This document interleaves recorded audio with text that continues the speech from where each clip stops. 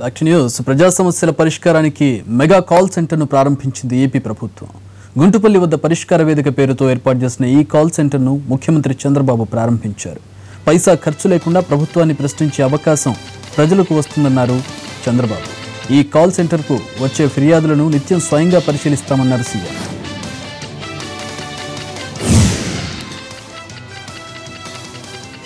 అనుసంధానం చేస్తూ సమస్యలన్నీ కూడా రియల్ టైంలో పరిష్కారం చేయడమే కాకుండా వీలైనంత వరకు ఎప్పుడు కూడా అన్ని సమస్యలు అడిగినట్టు అన్నీ కూడా మనం చేయలేం, కానీ అర్హత ఉండి ఎక్కడైనా ఇబ్బందులు పడే సమస్యలన్నీ పరిష్కారం చేయొచ్చు. మనం ఇచ్చే వెల్ఫేర్ ప్రోగ్రామ్స్ కానీ రెగ్యులేటరీ అంటే సర్వీసెస్ కానీ ఎక్కడ కూడా ఒక్క పైసా అవినీతి లేకుండా ప్రజలకు ఎవ్వరికీ ఇబ్బంది లేకుండా ఆ సమస్యలన్నీ పరిష్కారం చేసే అవకాశం ఉంటుంది.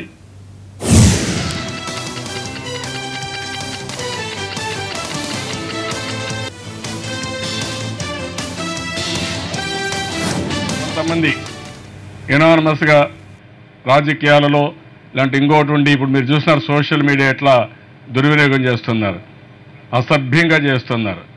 చాలా వాళ్ళకి ఇక్కడెక్కడ మీరందరూ వేయకపోయే కొద్దిగా వాళ్ళకి అర్థం కాకుండా ఇప్పుడు సోషల్ మీడియాకి వెళ్ళిపోతున్నారు, ఏమైనా చేయొచ్చని. అవి కూడా కంట్రోల్ చేయాలి. ఇవన్నీ ఒక పద్ధతి ప్రకారం వెళ్ళాలి.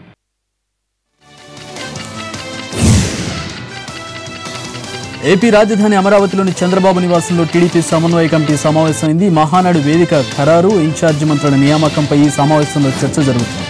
రాష్ట్ర విభజన తర్వాత తెలంగాణలో 2 సార్లు, రాయలసీమలో ఒక్కసారి మహానాడు జరిగింది. ఈసారి విశాఖ లేదా అమరావతిలో టీడీపీ మహానాడు వేదిక ఖరారయ్యే అవకాశం ఉంది. రాష్ట్రపతి, ప్రధాని, ముఖ్యమంత్రులు, మంత్రుల కార్లకు బుగ్గలపై మోడీ నిషేధం విధించడంతో టీడీపీ సమన్వయ కమిటీ సమావేశానికి పలువురు మంత్రులు బుగ్గలేని కారులోకి వచ్చారు. కాన్వాయ్లోని కారులో బుగ్గలు తీసేయించారు మంత్రులు పరిటాల సునీత, అమర్నాథ్ రెడ్డి, ఆదినారాయణ రెడ్డి. మరోవైపు మంత్రులు అచ్చెన్నాయుడు, దేవినేని ఉమా విజయవాడలో నూతనంగా ప్రారంభించిన గరుడ బస్సులో తరలి వచ్చారు.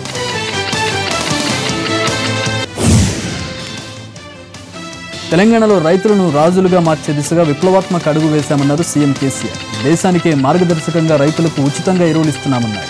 కేవలం 4,000 ఎరువుల కోసం ఇచ్చి చేతులు దులుపుకోకుండా అన్ని చర్యలు చేపడుతున్నామని చెప్పారు. ఏడాదికి 2 పంటలకు డబ్బులు ఇస్తామన్నారు. చిన్న పెద్ద అన్న తేడా లేకుండా ఎన్ని ఎకరాలు ఉన్నా ప్రతి రైతుకు ఎరువుల కోసం ఎకరానికి 4,000 ఇస్తామన్నారు సీఎం.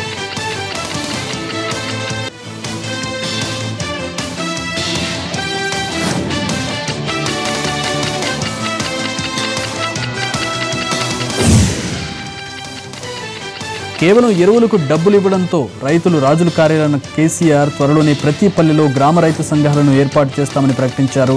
తెలంగాణలో వ్యవసాయాన్ని క్రాప్ కాలనీలుగా విభజించి రైతు సంక్షేమానికి పాటుపడతామని చెప్పారు.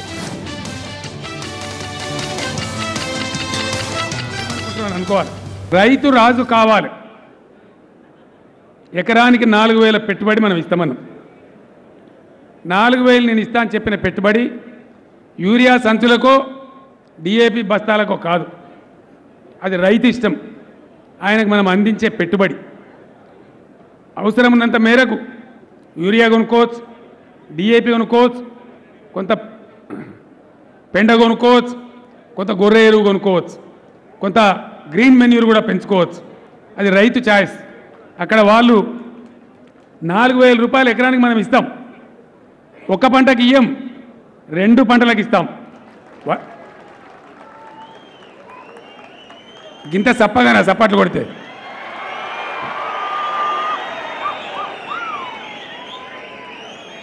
రైతు రాజు కావాలంటే వట్టి మాటతోని గారు.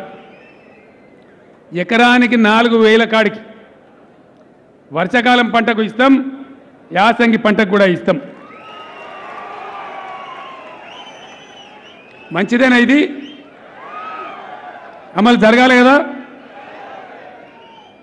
అక్క, మీరు కూడా చెప్పాలి, జరగాలి కదా. పండ్ల తోటల్ని హార్టికల్చర్ డిపార్ట్మెంట్ ఉంది. పండ్ల తోటలకు కూడా ఖచ్చితంగా 4,000 రూపాయలు ఎకరానికి ఇస్తాం. వాళ్ళు కూడా మినహాయింపు లేదు. ఇంకొక మాట ఈ సందర్భంగా మీకు చెప్పాలి. ఎవరికి ఇస్తారు అనుమానాలని? దీనిలో ఏమైనా రిస్ట్రిక్షన్ పెడతారా? ఆంక్షలు విధిస్తారా అనే అనుమానం ఉంది. వాస్తవాలు ప్రజలకు తెలియవలసిన అవసరం ఉంది. మన రాష్ట్రంలో ఉన్నటువంటి రైతుల కమతాలు 2.5 ఎకరాల లోపు, 1 హెక్టార్ లోపు ఉన్న రైతులు మన తెలంగాణ రాష్ట్రంలో 62% ఉన్నారు. దయచేసి నాయకులందరూ రాసుకోవాలి మాట. 2.5 ఎకరాల లోపు ఉన్న వాళ్ళు 62%, 62% ఉన్నారు. 5 ఎకరాల లోపున్న వాళ్ళు 24% ఉన్నారు. 62, 24 ఎంత అవుతుంది? వినబడతలేదు. 86. 10 ఎకరాల శాతం, 10 ఎకరాల లోపున్న రైతులు 11% ఉన్నారు. 86ని 11 ఎంత అంటే 97% రైతులు తెలంగాణ రాష్ట్రంలో 10 ఎకరాల లోపు మాత్రమే భూమిని కలిగి ఉన్నారు. 97%. 3% మంది 25 ఎకరాల లోపు ఉన్నారు. 25 ఎకర్స్ లోపు మా రెడ్డి నాయక్ గారు నవ్వుతున్నాడు. ఆయన ఇద్దరు పెద్ద రైతు, నాకు ఇస్తారా ఇయ్యరా అనుకుంటున్నాడు.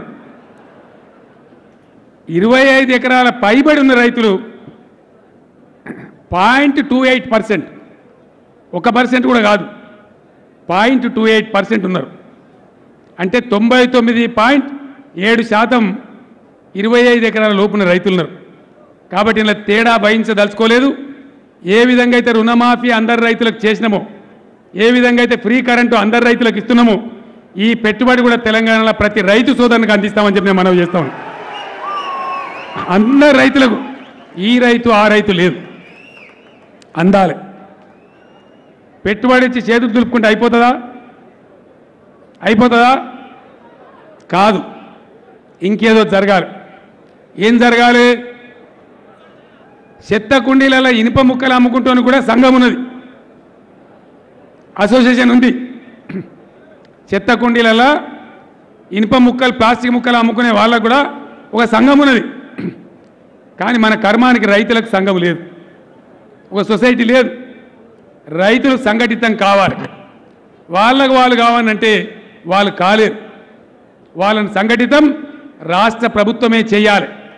రాష్ట్ర ప్రభుత్వం చేస్తుంది, చేసి తీరుతుంది. దానికి ప్రతి గ్రామానికి ఈ కార్యక్రమం అమలు చేయడానికి ఆయువు పట్టి లాంటి గ్రామ రైతు సంఘాన్ని ఈ సంవత్సరం పొడుగుతా ఏర్పాటు చేస్తాం. గ్రామ రైతు రాసుకోవాలి దయచేసి. గ్రామ రైతు సంఘాల ఏర్పాటు జరుగుతుంది. అన్ని కులాల వాళ్ళు ఉంటారు. గ్రామంలో ఉన్న ప్రతి రైతు ఆ సంఘంలో సభ్యుడిగా ఉంటాడు. గ్రామ రైతు సంఘాల సమాహారంగా మండల రైతు సమాఖ్య ఉంటుంది. మండలంలో మండల రైతు సంఘాల సమాహారంగా జిల్లా రైతు సమాఖ్య ఉంటుంది. జిల్లా రైతు సంఘాల సమాహారంగా రాష్ట్ర రైతు సమాఖ్య ఉంటుంది. అంటే గ్రామం నుంచి రాష్ట్రం వరకు రైతు సంఘాలు, రైతు సమాఖ్యలు ఉంటాయి.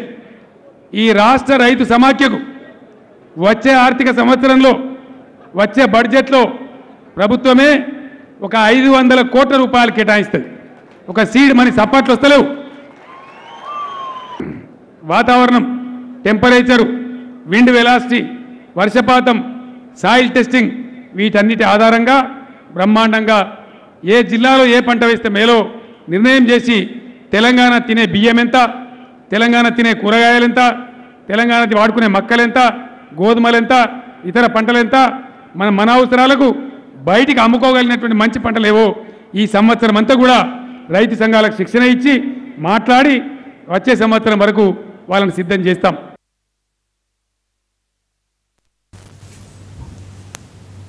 Available updates. Stay tuned to NTV.